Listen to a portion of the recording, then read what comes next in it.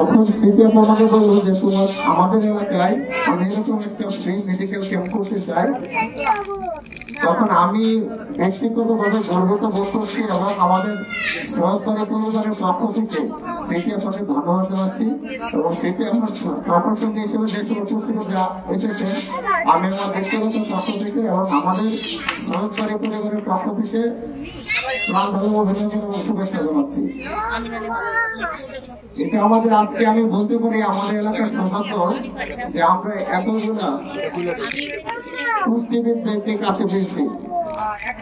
আমরা যদি ইন্ডিভিজুয়াল ভাবে চিন্তা করি, এই পুষ্টিবিদদেরকে আমরা সকলে একত্রিত করার মতো সৌভাগ্য আমাদের হওয়ার কথা ছিল না।